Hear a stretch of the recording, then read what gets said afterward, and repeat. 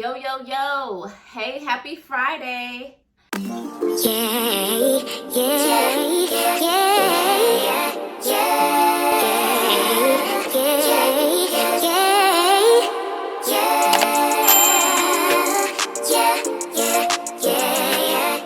At like episode 7 now. So the couples are full throttle into our apartments, and we are having our housewarming with our favorite 4 guests. Does that annoy y'all, or is it just me? I hated that it only be like 4 guests. I'm sure it's a rule of the show. But anyway, let's get into it because I think we have a bit to talk about. So I wanted to start with Kristen and Mitch. Kristen, I don't know what the big deal is talking about the failed engagement. You know, we saw Kristen, I don't know. Yeah, that was her friend. I was about to say that's her mom. It wasn't her mom because, as we know, Mitch then made her mom fine as hell. So it wasn't her mama. But Kristen sits down with her friend, and her friend asks her, like, hey, have you told him your biggest, darkest secret? I don't even understand why that's a big, dark secret. I don't understand why dudes was tripping off that to begin with. Like, you were engaged, you got cheated on, you called off the wedding, and then you went to your wedding destination and had a big party with all your family and friends. I don't get it. I don't understand why that's a big deal. I don't understand why guys would be tripping on her about that. It almost makes us feel like maybe there's something else about that story that she's not telling us.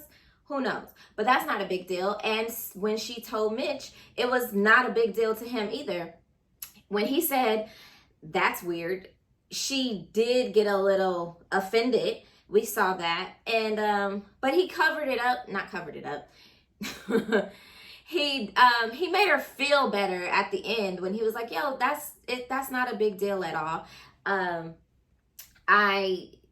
then he reassured her, like, yeah, that wasn't your fault, and you don't ever have to worry about me doing something like that. And I hope not, because she accepted all of your dirty little, your secrets is real dirty. Hers was not nothing. Mitch, you dirty as hell, and baby girl is like blind, flying over all of that. So good for Mitch. I'm glad that he was a man about it and was able to be like, yeah, that's no big deal. It's not your fault. You don't ever have to worry about me cheating on you. Let's move on. Got that out the way. I also thought that their party was the cutest.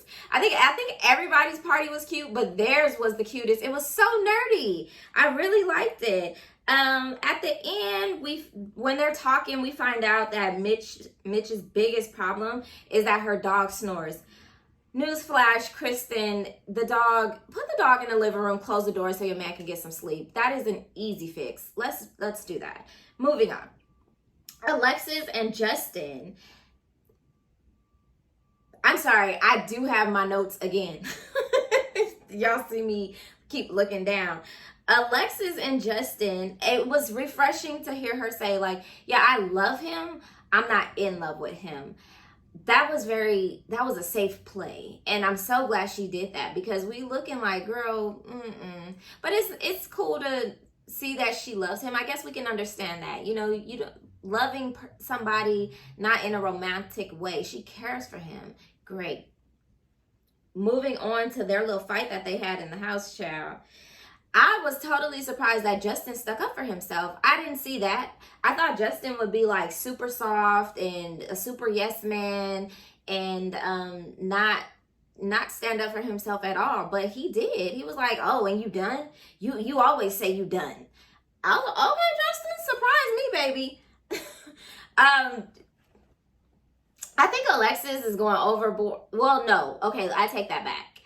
This is her dog that she's talking about, and you dog lovers absolutely feel like, you know, that's your baby. And so for my dog to not have eaten in the last 2 days and you're still giving it medicine, it's obviously going to continue to throw up. So why you keep giving my dog medicine and he hasn't eaten? That don't make no sense. So yeah, Justin, and then you also messed up because you kept promising her stuff in the beginning that you are not standing up to now.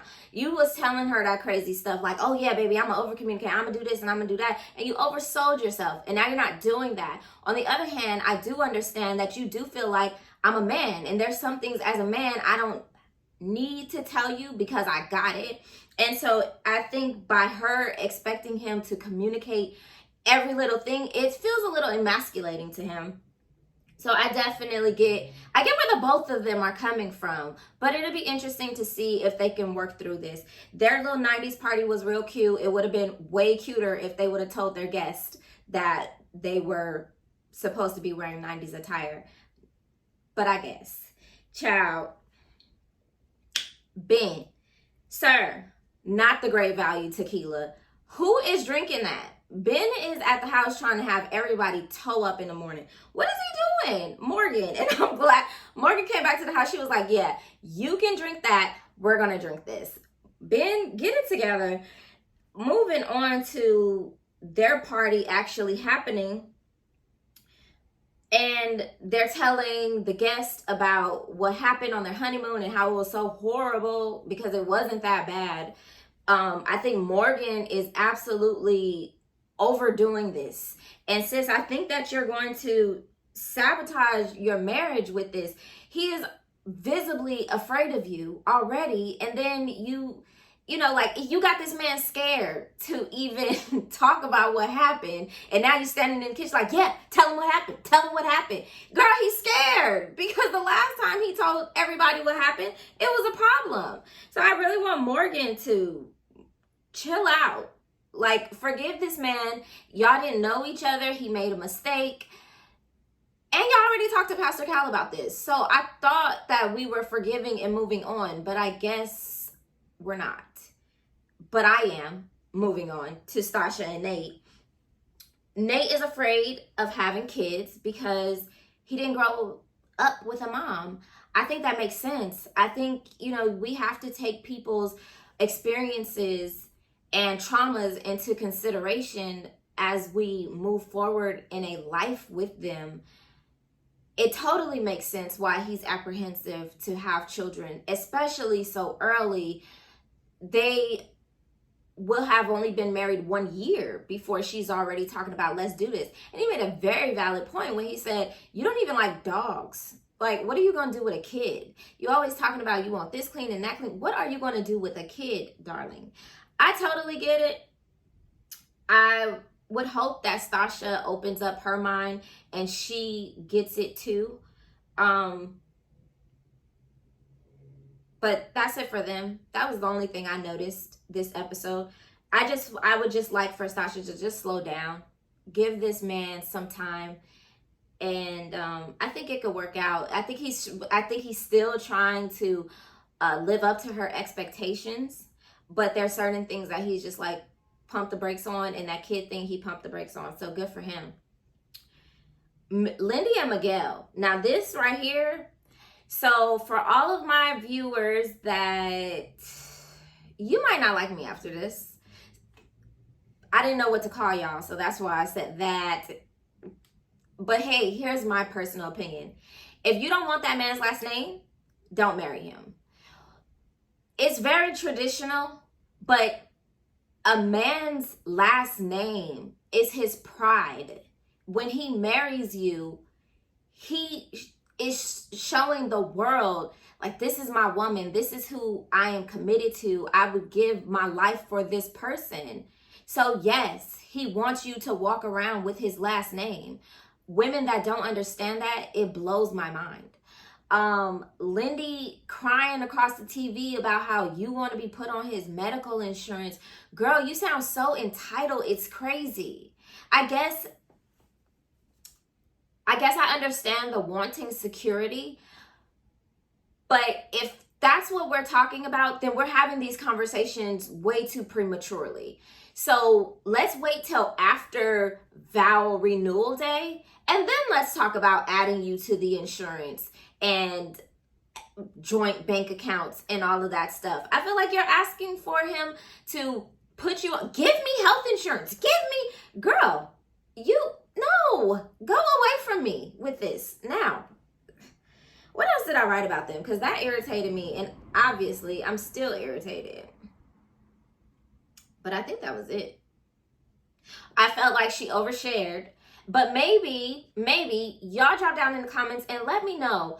Perhaps it wasn't oversharing since she was talking to a close, two close friends that are actually married. How do you guys feel about sharing your marital issues with another married couple and a couple that maybe you can trust? I felt like she's oversharing once again, but because they're married, and I think sis as in old boy's wife, that gives you no idea who I'm talking about. But I think she gave her some good advice. So what do you guys think about it? Did she overshare, or did she overshare with the right people? I think that's important. Anyway, that's it for me. I will see y'all next week. Have a good weekend.